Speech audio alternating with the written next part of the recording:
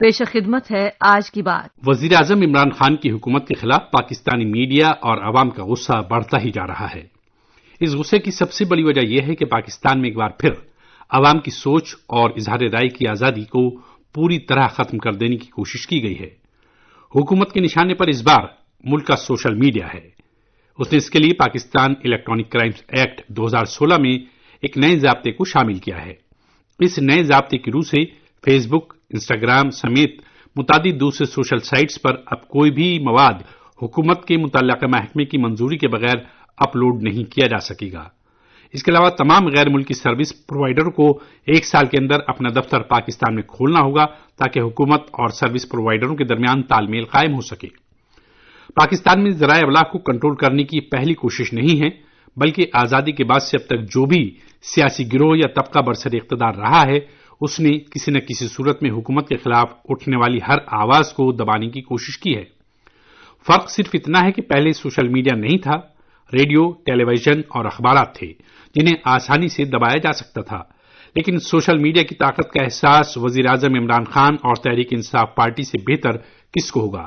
Pakistan Peoples party اور پاکستان مسلم league نون جیسی پرانی سیاسی پارٹیوں کی موجودگی میں نوزائیدہ پاکستان تحریک انصاف پارٹی کا برسر اقتدار آنا فوج اور سوشل میڈیا کی ہی کرامت ہے۔ تاہم سوشل میڈیا نے جب عمران خان کی حکومت کی خامیوں، ناکامیوں اور بدعنوانیوں کو عوام کے سامنے رکھنا شروع کیا تو یہ ان کے لیے ناقابل برداشت ہو گیا۔ ذرائع ابلاغ کو کنٹرول کرنے کے لیے حکومت کے ذریعے کیے گئے اقدامات کے خلاف پورے ملک میں غم و غصے کی لہر دوڑ گئی ہے۔ حکومت کے ذریعے بنائے گئے اس قانون کو سماج کے تمام مکتبہ فکر سے تعلق رکھنے والے افراد نے کالے قانون سے تعبیر کیا ہے۔ اس قانون کے خلاف پورا سماج اٹھ کھڑا ہوا ہے۔ اس سلسلے میں گزشتہ دنوں اسلام آباد میں Pakistan federal union of journalist APNS، CPNE، PBC، commission برائے انسانی حقوق Pakistan, Pakistan bar council, supreme court bar association, Islamabad high court bar association, Asma Jahangir legal aid society, IRADA، SAFMA، پارلیمانی کمیشن برائے حقوق انسانی، میڈر فار ڈیموکریسی اور متعدد دانشوروں نے Pakistan institute for parliamentary services میں ایک کانفرنس کا اہتمام کیا۔ کانفرنس میں صحافیوں، وکلاء، سیاستدانوں کے علاوہ دانشوروں نے بھی اپنے خیالات کا اظہار کیا۔ کانفرنس کے تمام شرکاء نے نئے قانون پر تشویش کا اظہار کرتے ہوئے اس کے خلاف اپنی تحریک کو تیز کرنے کا عندیہ دیا ہے۔ ان کا کہنا تھا کہ اب تک جتنی بھی حکومتیں آئی ہیں انہوں نے ایسے اقدامات کیے ہیں جن سے عوام تک صحیح خبروں کو پہنچنے سے روکا گیا ہے۔ ہر حکومت نے عوام کی آواز دبائی ہے۔ اس کے لیے انہوں نے آئین میں دیے گئے حقوق کو پامال کرنے سے بھی گریز نہیں کیا ہے۔ موجودہ قانون نہ صرف 1973 کے آئین کے آرٹیکل 19 میں شہریوں کو دی گئی ضمانت کی نفی کرتا ہے بلکہ پوری طرح غیر آئینی بھی ہے۔ پاکستان بار ایسوسی ایشن کے عابد تقی نے ملک کی صورتحال پر تشویش ظاہر کرتے ہوئے کہا کہ ملک میں سیاسی دخل اندازیوں کی وجہ سے پہلے سے ہی 2 قانون رائج ہیں۔ ایک قانون تو وہ ہے جس کا اطلاق صرف دولت مند، بااثر افراد اور بڑی سیاسی پارٹیوں کے نمائندوں پر ہوتا ہے، جبکہ دوسرے قانون کا نفاذ عام شہریوں کے لیے ہوتا ہے۔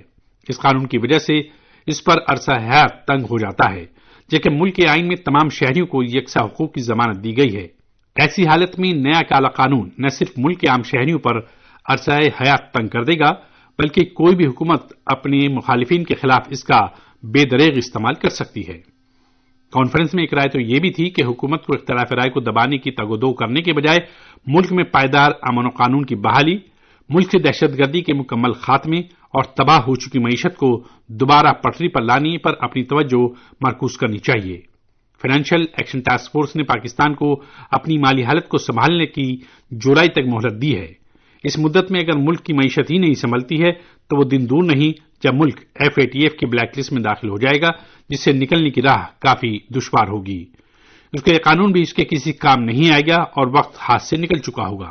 اس لیے ضرورت اس بات کی ہے کہ نئے قانون کو واپس لیا جائے، بلکہ پاکستان الیکٹرانک کرائمز ایکٹ 2016 پر نظر ثانی کر کے عوامی تشویش کو دور کیا جائے، ورنہ احتجاج و مظاہروں کا سلسلہ دراز ہوتا جائے گا، جس سے حکومت کی آئندہ کی راہ مزید دشوار گزار ہو جائے گی۔